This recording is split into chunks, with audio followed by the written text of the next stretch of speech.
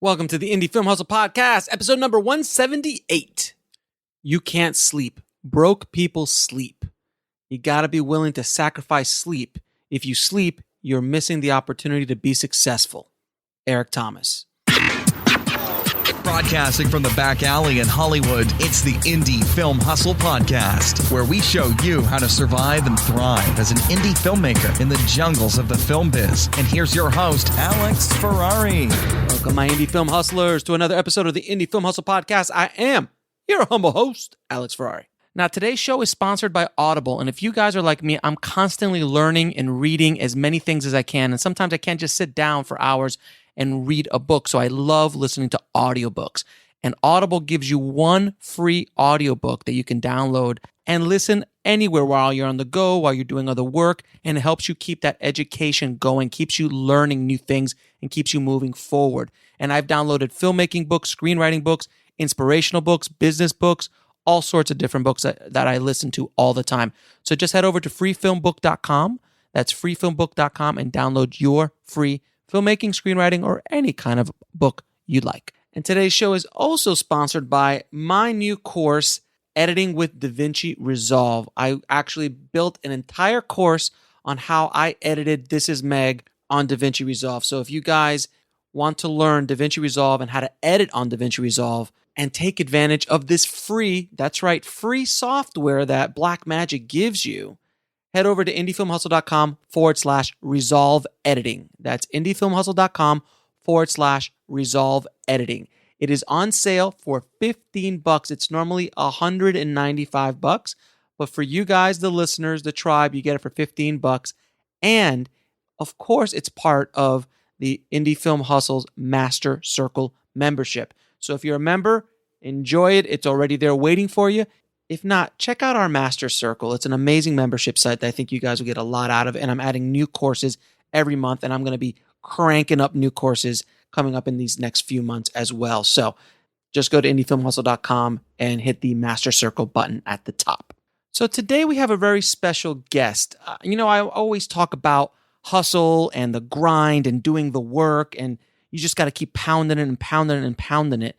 And today's guest is definitely an amazing example of that. Filmmaker Dylan Mars Greenberg has directed not one, not two, but 6 feature films. And I guess that's not too bad for a 19-year-old. You know, I know a lot of 40 and 50-year-olds would like to have 6 feature films under a belt, myself included.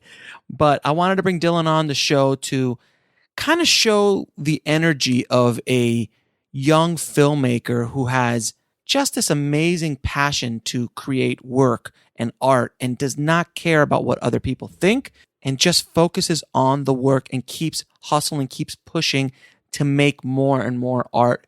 And honestly, just an inspiration, I think, to all of us filmmakers out there. So without any further ado, here is my conversation with Dylan Mars Greenberg. I'd like to welcome to the show Dylan Mars Greenberg. Man, thanks for being on the show. How are you doing? What's up? Oh, man, I'm excited to have you, man. It's been, you reached out to me and told me your kind of incredible story of a 19-year-old who has done 6 feature films. So I'm working on my 7th right now. Of course you are. Why wouldn't you be? So can you tell me a little bit about what made you want to be a filmmaker in the first place? What made me want to be a filmmaker was I would look at, I would watch TV and I would see just like things that I couldn't really explain and no one could really explain them to me. Like I think actually one of the things was I was watching, ever see Free to Be You and Me? I have not. It's this TV movie. It's a children's TV movie with Marlo Thomas. I think I was like 4. Okay. And there's just a part where people start disappearing. Mm-hmm. And it's like a stop cut, but I didn't know what that was. Sure. And so I was like, oh my God, how are they doing that? Like, how are they? Because before that, I was just able to explain. Actually, I knew what computer animation was, but I didn't know what a stop cut was. Yeah. Right. It was magic. It was magic at that point to you. Yeah, it was magic. So I wanted to figure out how to do it. And my parents had an old VHS camera. Mm-hmm. I picked it up and I just basically just wouldn't put it down. I just kept filming stuff on it. So did you? I think I filled up all their VHS tapes. What is this VHS tape you speak of? I don't understand. I'm joking.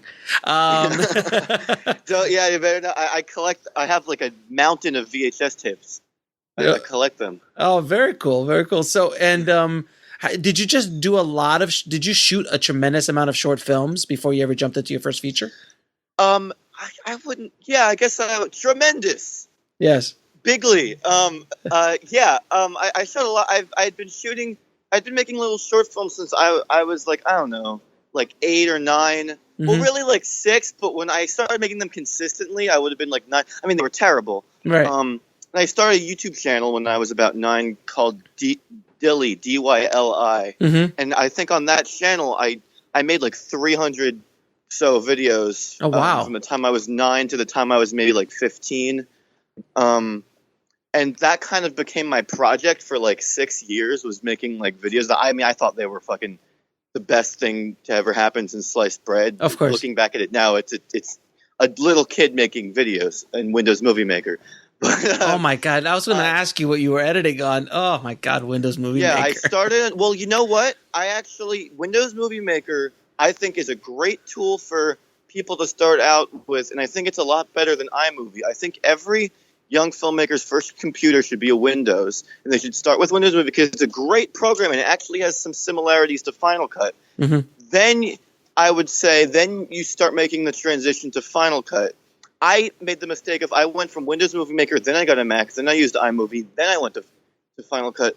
iMovie couldn't do as much, mm-hmm. to me, in my opinion, because Windows Movie Maker, I would deck out with all these plugins I could get for free. Sure. I had an XP computer.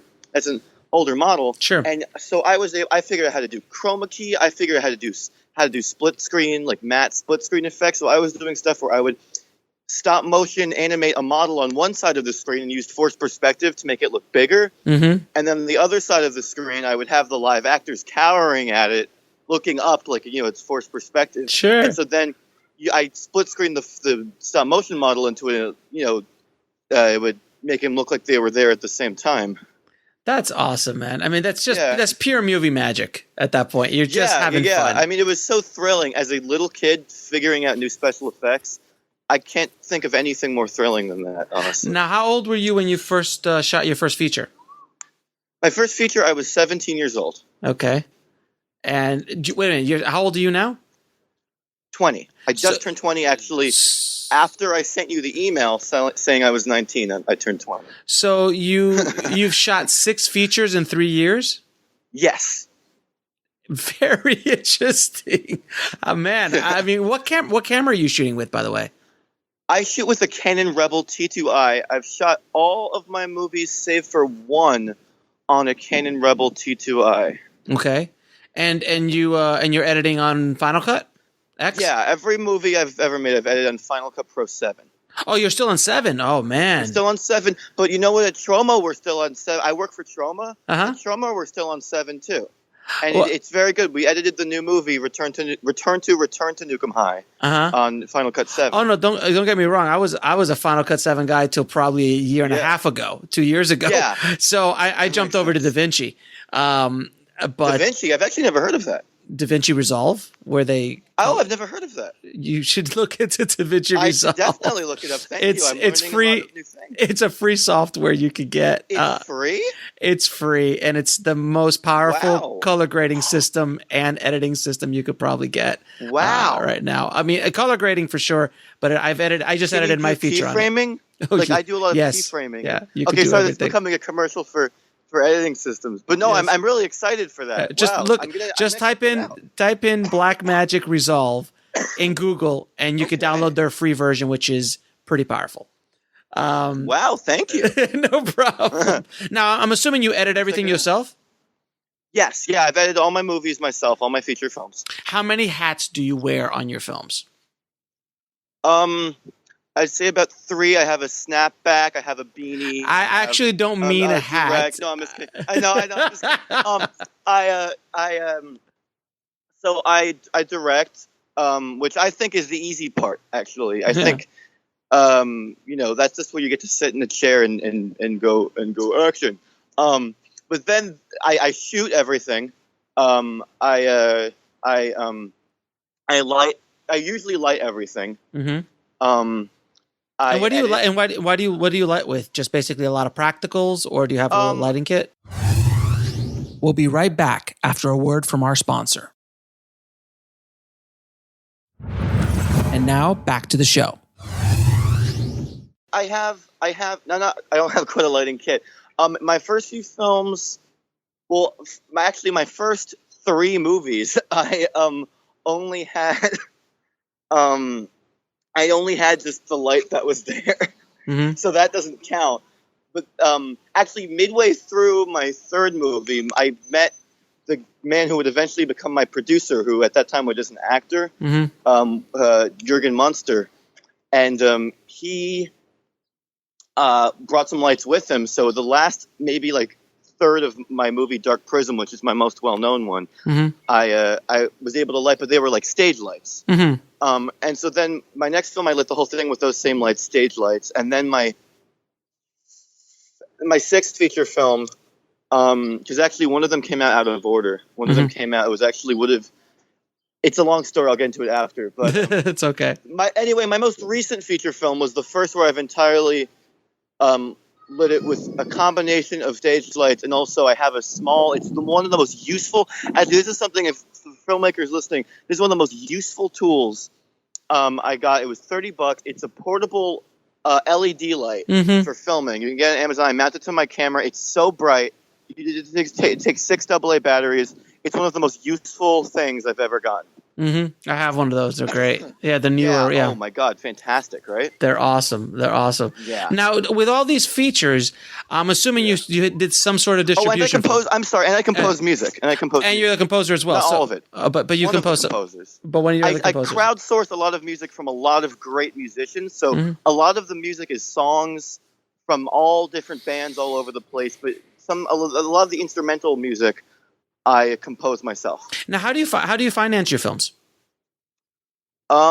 Mostly out of pocket. My newest film, I got some financial help from a wonderful company called Wendigo Productions, who also financed one of my favorite indie films, Candy Apple, which recently I think is coming out soon to video from IndiePix.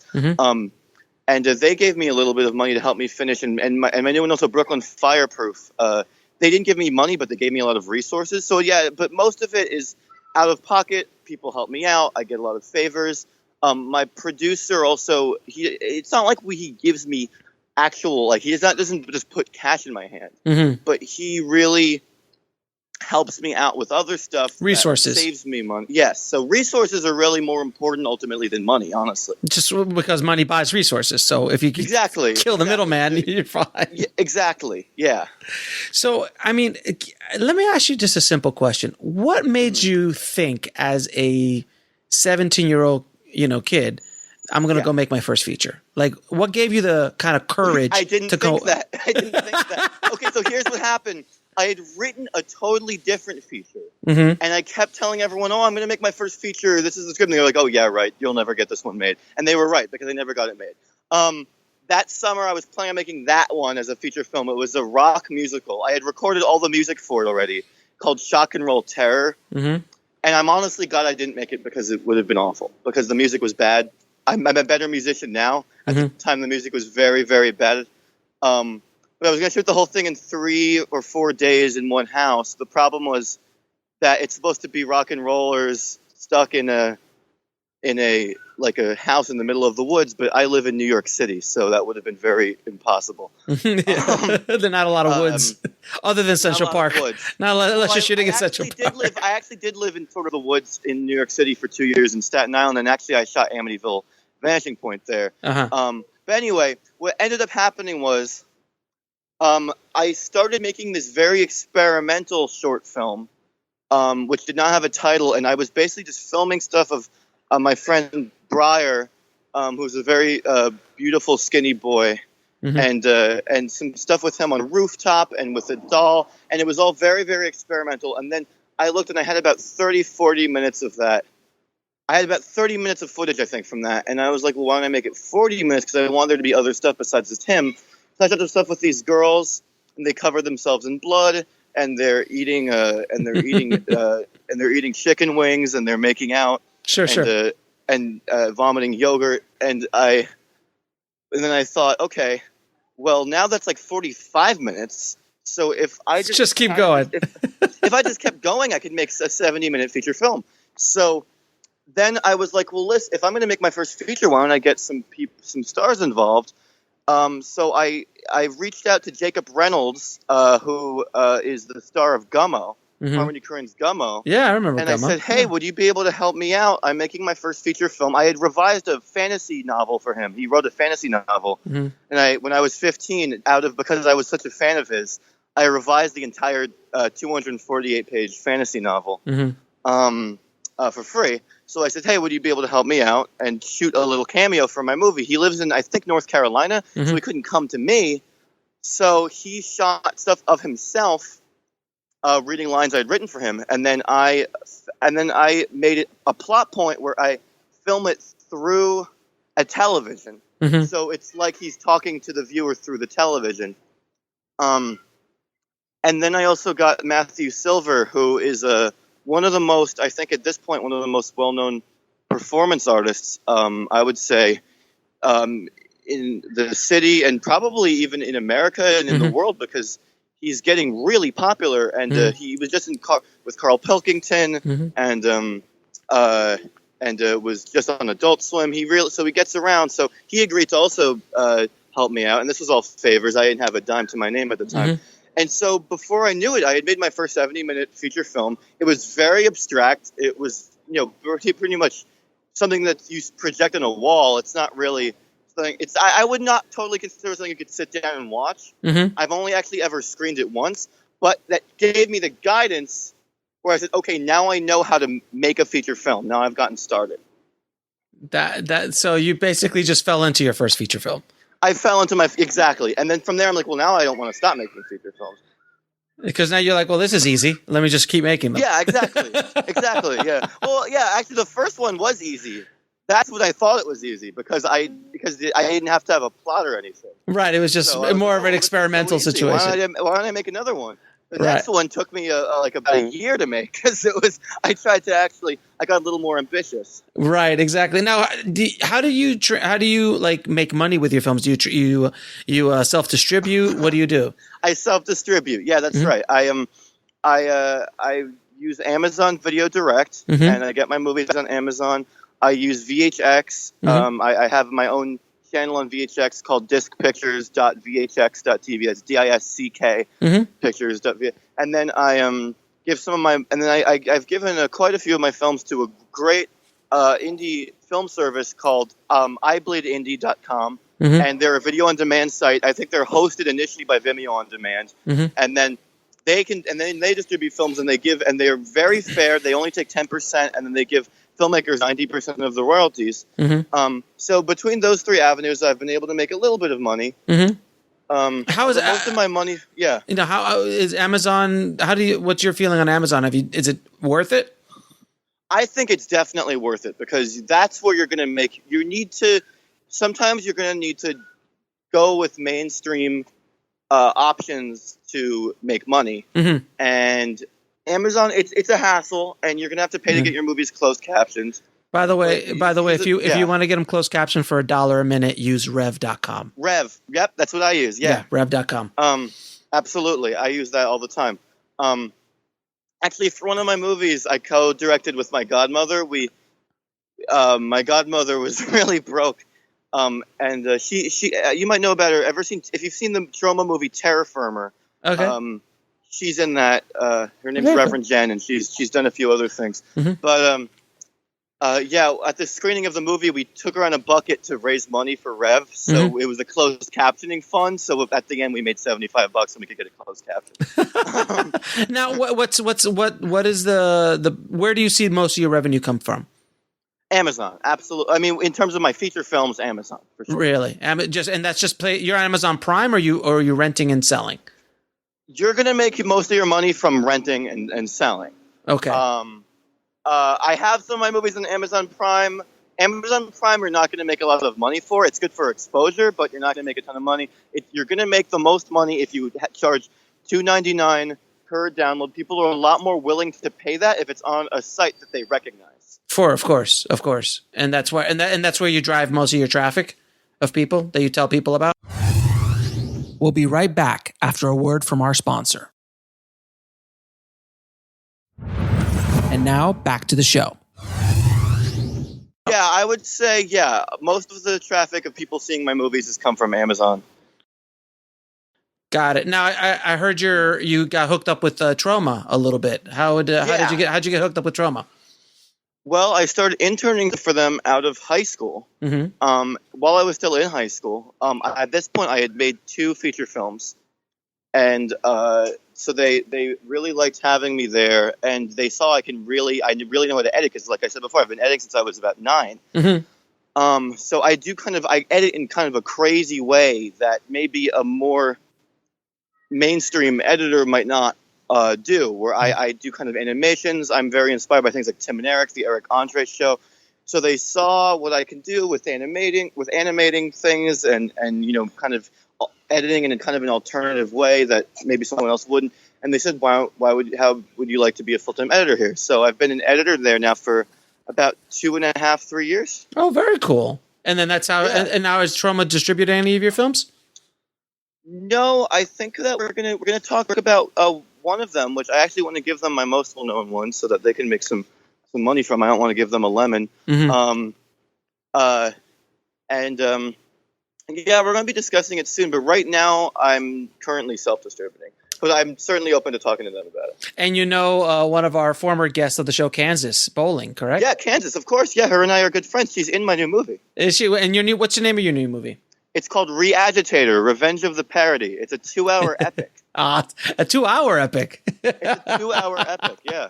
That's awesome. Kansas is great. She was very inspiring as well. She's lovely, yeah, absolutely wonderful person. Shot her first film on 16 millimeter, for God's sakes. Yes, I know, BC Butcher. Yeah, it's fantastic. Has it done well? Do you know, has it done well with Trauma? I think it's actually Trauma's one of their most successful movie that Lloyd did not direct since Father's Day.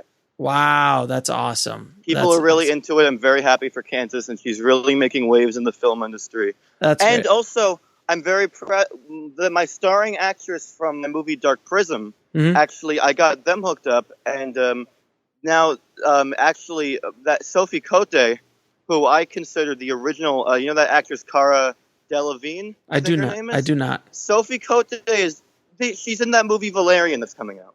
Oh, very nice. The girl with that's not her. It's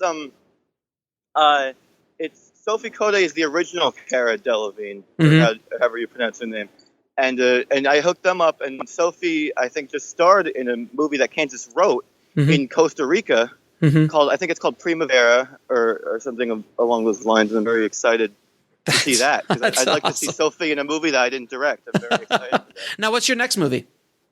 My next movie is called Spirit Riser. I'm sorry. I just want to make sure I answered your question properly. Yeah. My next movie is called Spirit Riser.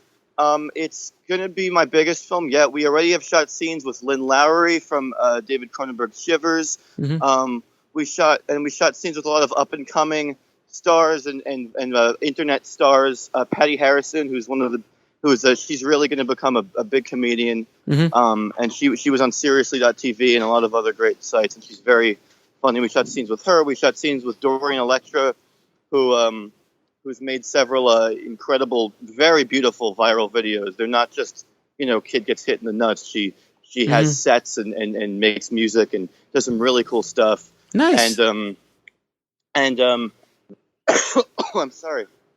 And Matthew Silver, who was actually in my first feature. Oh boy, sorry, I have a bit of a cough. No worries. Yeah, so we're working on that. It's about a little girl who can resurrect spirits from the dead. The little girl is played by my own sister, Summer. And when her family is killed by an evil cult, she has to kind of rediscover her powers and use them to save her foster family. So it's both a film about ghosts and a horror film, but it's also kind of a film about love. Nice. And it's a film about sort of about overcoming grief and about forgiveness, and sort of how people can appear kind of cold on the outside, but on the inside they might be kind of in pain. So it's actually going to be my most emotional film I think I've ever made. Now, you're building an audience for your work, correct? I would say so. Sorry. Oh my God. Yeah, I'd say I'm building a bit of an audience. Actually today, because I'm also a bit well known as a musician, and today, I have a music video that actually I made to coincide with my movie Reagitator, and just like today, I saw someone message one of my friends or something and was like, "Oh my God, you were in a Dylan Mars video?" And I was like, I didn't know that a Dylan Mars video was a thing. Like, I didn't even know that. I know that. I understand. Yeah, I get you. Yeah. You're like, what? I'm that well known. Like I'm a noun. That's awesome. That's awesome. Now let me ask you. So I ask you three. I'm going to ask you three questions. I always ask all of my my guests. What advice would you give a filmmaker wanting to make their first feature film? Okay, I would say this is what I see a lot of young filmmakers going through is they. And when you say young, you're 20. So let's just keep it in perspective. Well, sometimes they'll be like 10. Actually, no. Actually, sometimes they'll be older than me, but that doesn't mean that they're not young filmmakers, but not young in age, young in the business. Got it. No. I'm saying I mean young in age. You can be 21 and still young. I'm not saying that. I'm not saying younger than me. Yeah, I got you. We're both young. Got it. But yeah, also young in the business, and they'll be like, "Oh, I want to make my first feature. This is the script," and they'll show it to me, and I mean, it's ridiculous. It's a $3 million movie. They want stars. They don't, or even if they want like $50,000, you're not gonna, unless you're rich, you're not gonna have that money. Right. And so I think your first feature, try to make something very low budget, but still try to make it compelling. Which I mean, my first feature film, I would not call it compelling, but. You don't even have to. Don't worry about the quality. Just make it so that you know how to do it. Now it's like a template for you to keep doing it. It's a process, and you keep learning every time you make something. You keep learning, and my movies with every movie I make, they become better and better. So yeah, I would just say, don't wait up. It's all about just don't wait up for money. And maybe you can even do the same ideas, but do them on a lower budget, even if they look silly. It's better to look silly than to never make anything at all. Oh, amen. Consequence of Sound kind of tore into one of my movies, and they called it low budget and stupid, and just like no one wants to see it. But the main reason was because it was silly. And there's nothing wrong with making a movie that's silly. People like seeing things that are silly. People need something that's silly. I mean, Trauma's built an entire empire around that. Exactly, on silly. Exactly. Well, Trauma's movies, though, they have a very serious they do messages. Absolutely. Toxic Avenger alone is amazing. Yes, absolutely. Toxic Avenger alone is amazing in his political statement at that point. But they hide it. But they hide it within sometimes very silly concepts. Yeah. Don't expect that you're going to make the big Tarantino movie that is, you're going to have, it's not like the early 90s where you could actually get someone to give you even $30,000. You're not going to get any money. You're going to have to figure out ways to fund it. I mean, you're not really, just don't even worry about fund. Just if you have a camera and an editing system, then you can make a feature film. You can do it. And just don't let anything hold you back. And, don't wait up for something that isn't going to happen. That's awesome, man. That's really great advice, honestly. For someone so young to understand that is awesome, because it took me years to learn that. Sorry, I said it. I was a little incoherent. I did an interview with Wemo where I said sort of the same thing, but it was a text, so they were able to cut it down. It's all good. It's all good. It's all good. Now, what is the lesson that took you the longest to learn, whether in the film business or in your life? Lesson that took me the longest to learn? I would say, I don't know, because I'm kind of maybe just don't be stubborn. I don't know. Okay. I'm a Taurus. I'm very stubborn. So sometimes I don't like to change, and sometimes I should. But I'm just trying to think of something a little grander than that. Something that would really, you'd be able to carry with you besides just a general thing that a grandma would say to you. Got it. Lesson that it took me that's a really deep question. We try here on the show to learn. You know what? I'll say this much. It wasn't so much when I was making feature films as it was when I wasn't, because the lesson that took me the longest to learn was that a movie should be made in a certain way. Mm-hmm. And I thought that really, because I never went to film school college, but I went to film school classes as a kid, and they really drill into your skull. We'll be right back after a word from our sponsor. And now back to the show. That a movie should be made a certain way. You have to do it this way. You have to know all the terms. You have to have all the equipment. You have to do it just right. You have to have a best boy grip and you a separate cinematographer that isn't you and such and such. And then for a while, I actually got discouraged and didn't make short films for a while when I was a kid. And then what changed that was actually my godmother sort of opening my eyes to the movies that she's made. She makes very alternative movies, and that sort of taught me, wow, you can make a movie and it really does not have to follow any rules. You can really just break the rules and make something totally alternative and strange. You don't have to, make you don't have to make Reservoir Dogs Part 2, Right, exactly. There's enough people trying to do that in the world. Exactly. So that's what Reservoir Dogs is a great movie, but not everything has to be a carbon copy of your favorite of Quentin Tarantino or Werner Herzog Werner Herzog is they're both alternative directors, but you know what I'm saying. I got you. Now, what are 3 of your favorite films of all time? 3 of my favorite films. Number 1, right off the bat, Forbidden Zone. You ever seen Forbidden Zone? I've heard of Forbidden Zone. I've never saw it. Oh my God. I there are not many movies I would get a tattoo of. This is a movie I have a tattoo of. It's stylized. It's one of the most stylized films I've ever seen. Directed by Richard Elfman. It makes the Rocky Horror Picture Show look like Bambi. Wow. I think it's one of the best cult films. It's all the sets are built to look like a 1930s movie set. Or like a 1930s, they look like a 1930s cartoon. All the music is by Oingo Boingo before they were famous. And it's a musical with music by Oingo Boingo. Hervé Villechaize is the star, which is incredible. I just honestly I can't think of that's one movie I've seen more times than I've seen any other movie. Got it. So that's definitely my number 1 favorite. You said 3, right? Yeah, just a couple more is fine. Whatever comes to your head. 3. Okay. 3. I would say one of my favorite movies is Now I'm having a. It's all good. It's all good. One really good one is all we need. You don't need to get all 3 if you don't want. Well, no, I'm just trying to see. Well, I'd say Gummo. That really influenced me as a kid. Harmony Korine's Gummo. That's definitely one of my favorites. I'm just trying to think of one more. Go. I mean, it has a feeling in it that you can't get with a lot of other movies. There's something in Gummo that makes you feel that it's this kind of terrifying but familiar feeling, and you don't really get that very often. Now, it's all right. So those 2, there's fine. Okay. Where can people find you? Online. Find me online, facebook.com/disc media. That's DISCK media. We also just started a clothing line called Disc Threads. So that's DISCK threads.tumblr.com.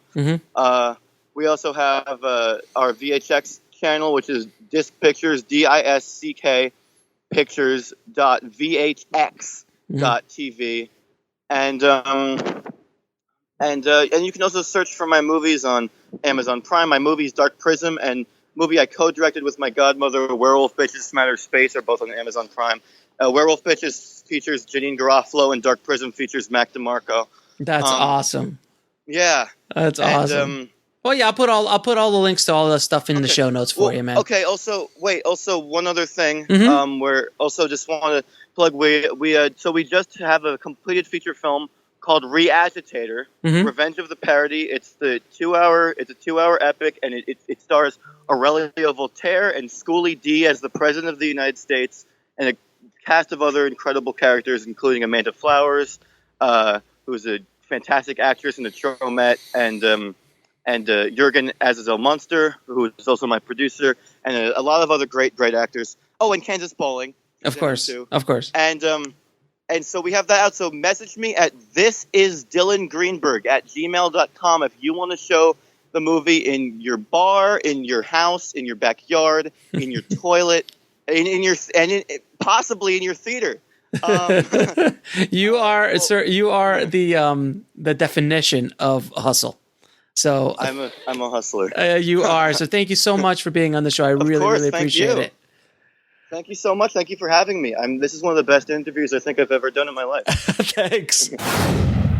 Dylan is an inspiration, and I wish I would have had Dylan's access and experience at 19. I didn't even know what I wanted to do at 19, but to be able to produce 6 feature films, working on the 7th, is pretty remarkable. And I hope that Dylan's experience and what Dylan's doing really pushes you guys to go out there and make your own projects. It doesn't have to be perfect. Movies don't have to be perfect. You just got to go out there and create and do and finish a project. Because if you're able to do that, you're in the 1% of the 1% of the 1% of filmmakers out there, because you're not just talking about making a movie. You're actually going out there and making a movie, a series, a short, any kind of work. But just go out there and do it. And I want to thank Dylan for the inspiration that hopefully all of you guys out there listening will get from our conversation. To get the show notes, head over to indiefilmhustle.com/178. And as always, keep that hustle going, keep that dream alive, and I'll talk to you soon. Thanks for listening to the Indie Film Hustle podcast at indiefilmhustle.com. That's INDIEFILMHUSTLE.com.